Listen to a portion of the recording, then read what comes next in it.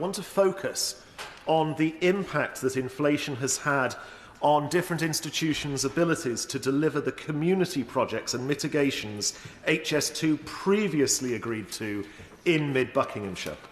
These cases are many in number, but I will illustrate the scale of the problem with particular attention to two pressing concerns: noise mitigation measures for St Mary's Church in Wendover and the provision of a new ground and facilities for Wendover Cricket Club.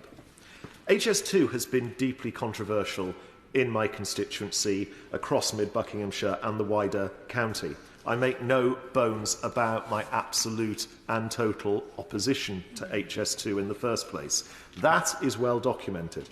Many of my constituents have suffered greatly as a result of the disruption it has caused, from environmental damage to the impact on homes, businesses and local amenities, as well as the damage it has caused to our existing local infrastructure. That is not to mention the hideous cost to the taxpayer. Well, my honourable friend, I'd be delighted. Joey Morrissey. On that point, my honourable friend raises the cost to infrastructure, but I think one of the huge impacts that goes sort of recognized is the impact on roads and road surfaces. Not only are we in Buckinghamshire in many areas of floodplain that has our roads have huge amounts of use, which is compounded by the HS2 traffic. And would my honourable friend agree with me that this is not being mitigated by the HS2 fund in any way? I'm grateful to my honourable friend and fellow Buckinghamshire Member of Parliament for that intervention. She is absolutely right. We see it day in, day out, the impact of thousands of HGV movements, very heavy vehicles, absolutely churning up our local road infrastructure. Roads that originated as cart tracks that don't have deep substructures, that get churned up very, very easily. And the impact that these big infrastructure projects have on our roads is considerable. And I've talked about that many times in this House before, and there's been a great deal of correspondence with ministers on it. And it's something that, no matter what the infrastructure project, we have got to get better as a country of understanding those construction impacts before the green light is given to everything and properly mitigate it in the first place. And it is incumbent on HS2, just as, to be fair to them, East West Rail already have done to fix that which they break. East West Rail have resurfaced a number of roads around the Claydons and areas that they have had compounds and HGV movements, and it's now incumbent on HS2 to do the same. But from the outset, affected community organisations have been forced to negotiate their survival with HS2 Limited, often at great cost to them and ultimately then to the taxpayer.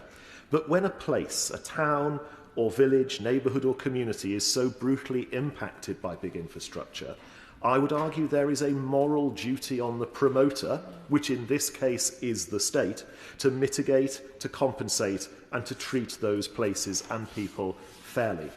The rising cost of inflation since Phase 1 was approved in 2017 has meant that commitments previously made by the state and HS2 Limited, indeed Parliament through the Hybrid Act process, are now at risk of being delayed, watered down or even abandoned altogether, and that is simply unacceptable. One of the most egregious examples of such broken commitments is in the case of St Mary's Church in Wendover.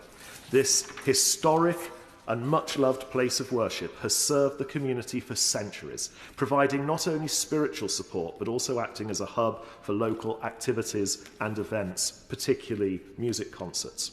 HS2 Limited had recognised that the noise impact from construction in the future from passing high-speed trains would significantly affect the church, particularly during services and the concerts I just mentioned. As such, they had agreed to provide noise mitigation measures, above all, very sophisticated sound insulation. Yet due to rising costs and the pressures of inflation since that particular mitigation was agreed in 2016, we are now being told that these measures may not be delivered in full, if at all.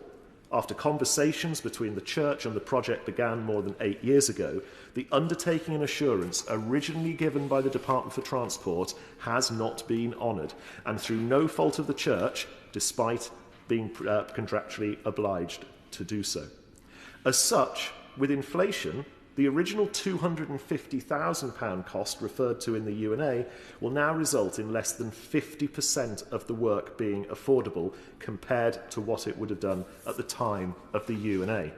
This was confirmed after I intervened to restart discussions which had effectively stalled because of the fundamental unwillingness on HS2 Limited's part to engage meaningfully on what is a key community concern, an attitude which, as I've raised many times in this place, is evident across affected mid-Buckinghamshire communities. That is completely unacceptable. A commitment was made, and the government must ensure that HS2 Limited honours it. The congregation of St Mary's Church should not have to suffer excessive noise pollution because of a failure to manage costs effectively, nor the basic fact of construction inflation over so many years. This is a matter of fairness, of upholding trust, and of ensuring that historic institutions like St Mary's are protected for future generations. My second example of a further broken promise relates to Wendover Cricket Club. As I said earlier, I could go much further afield in my constituency, but Wendover as a town is particularly affected. This historic local club has been an integral part of the Wendover community for over a century, offering young people and adults the opportunity to engage in sport, stay active, and participate in community life. It is one of the few clubs across Buckinghamshire that offers the wide range of age groups for teams that compete across the whole country.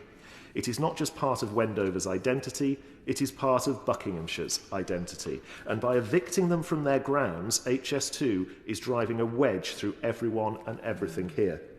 Due to HS2's construction, the club's existing facilities were rendered completely unusable and indeed completely severed in two.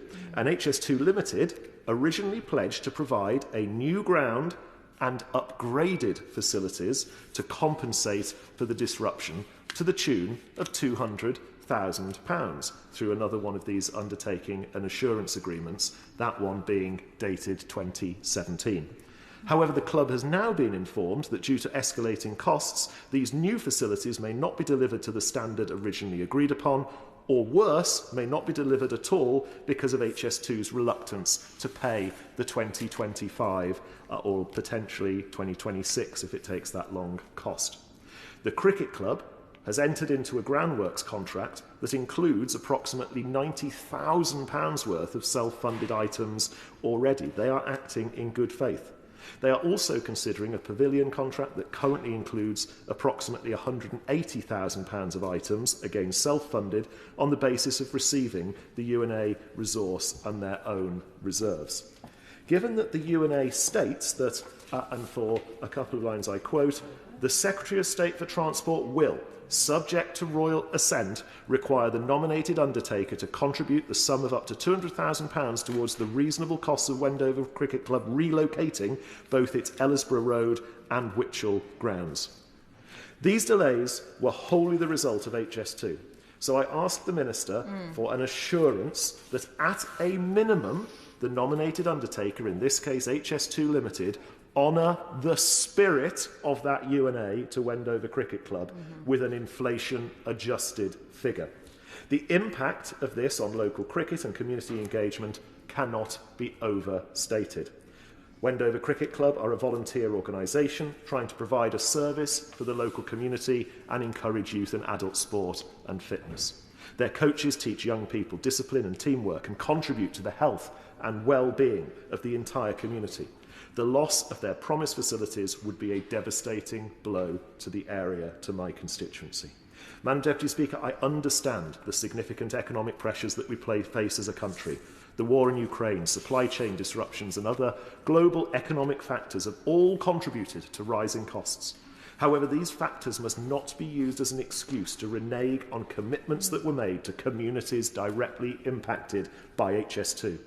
HS2 Limited and the government must ensure that funds are allocated properly to deliver on the promises that were made to the people of Wendover and beyond in my mid-Buckinghamshire constituency. If savings need to be found in HS2 Limited, and let's face it, they do, they should not come at the expense of community projects that were explicitly agreed to as mitigation measures. Instead, we should be looking at where efficiencies can be made within the wider HS2 project to ensure that local communities are not shortchanged. So I urge, in concluding, the Minister to take the following immediate actions. Firstly, confirm HS2 Limited's commitment to delivering the promised noise mitigation measures for St Mary's Church, Wendover, and ensure no backtracking takes place.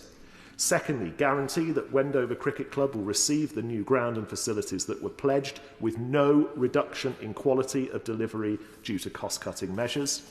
Thirdly, ensure full transparency from HS2 Limited regarding how inflationary pressures are impacting community mitigation projects and explore alternative funding mechanisms to safeguard those commitments.